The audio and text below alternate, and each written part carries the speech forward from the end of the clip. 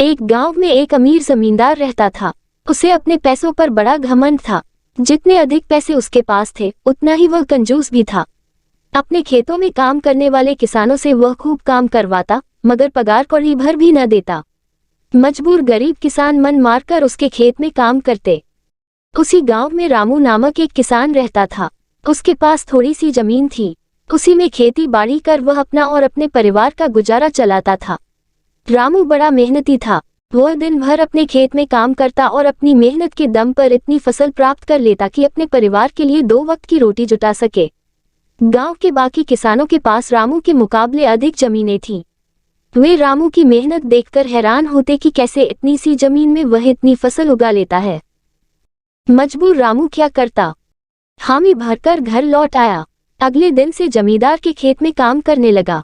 मेहनती तो वह था ही, वह खूब मेहनत और लगन से काम करता। उसने 4 महीने का काम 2 महीने में ही कर दिया। ये देख जमींदार बहुत खुश हुआ, लेकिन इसके मन में मक्कारी जाग उठी। उसने सोचा कि 4 महीने का काम तो इसने 2 ही महीने में कर दिया, क्यों न इसे निकाल दूं, इससे मेरे 2 महीने के पैसे बच जाएंगे। उसने रामू को बुलाया और उसके 2 महीने के पैसे देकर कहा, रामू ये ले तेरे पैसे, कल से मत आना, अब मुझे तेरी जरूरत नहीं। ये सुनकर रामू परेशान हो गया। बड़ी मुश्किल से उसका घर चल रहा था, अब अपने परिवार का भरण पोषण कैसे करेगा।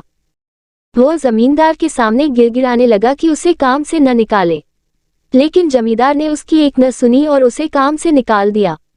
रामू आंखों में आंसू लेकर घर लौटा। चिंता से रात भर उसे नींद नहीं आई। सुबह उठकर उसने फैसला किया कि वह फिर से जमींदार के पास जाएगा और उससे विनती करेगा कि उसे वापस काम पर रख ले। वह जमींदार के घर के सामने जाकर बैठ गया। सुबह उठकर जब जमींदार अपने घर से बाहर निकला तो रामू को घर के सामने बैठा हुआ देखा।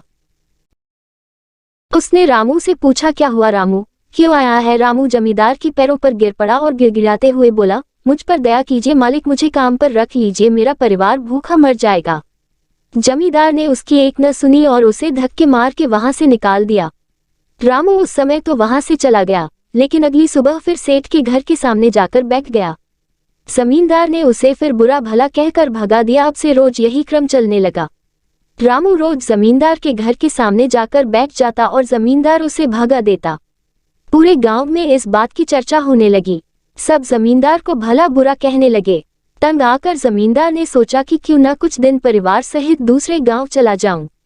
मुझे घर पर न देखकर रामू यहाँ आना बंद कर देगा। अगले दिन वो परिवार सहित दूसरे गांव अपने रिश्तेदार के घर चला गया। 10-15 दिन रिश्तेदार के घर रहने के बाद जब वह अपने घर लौटा तो मोहन को अपने घर के सामने बैठा नहीं पाया। वह मन ही मन खुश हुआ कि चलो उससे पीछा छूटा, लेकिन वह चकित भी हुआ क्या फिर रामू ने आना बंद क्यों कर दिया। उसने गांव वालों को बुलाकर पूछा तो पता चला कि रामू घायल है और अपने घर पर पड़ा हुआ है। जमींदार ने पूछा, क्या हुआ उसे।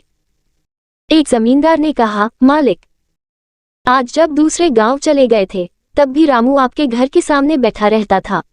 एक दिन आपका खाली घर देखकर कुछ चोर चोरी करने के इरादे से आपके घर में घुसे, लेकिन वे रामू की नजर में आ गए। रामू अपनी जान की परवाह न कर उनसे उलझ गया और उन्हें भगा दिया। उनके बीच हुई हाथ पाई के कारण रामू घायल हो गया। ये जानकर जमींदार को खुद पर शर्म आने लगी कि उसने रामू के साथ कितना बुरा किया, लेकिन इसके बाद भी रामू उसके घर चोरी होने से बचाने के लिए चोरों से उलझ गया। वो पछताने लगा। उसने रामू के घर जाने का फैसला किया। वो रामू के घर पहुंचा तो देखा कि रामू बड़ी दयनीय अवस्था में चारपाई पर पड़ा हुआ है। उसके बच्चे भूख से बिलख रहे हैं। ये देख जमींदार का दिल भर आया। उसने रामू से अपने किए की माफी मांगी, उसका इलाज करवाया और ठीक होने के बाद अच्छी पगार के साथ उसे फिर से काम पर रख लिया। 1. कभी किसी के साथ बेईमानी नहीं करनी चाहिए। 2.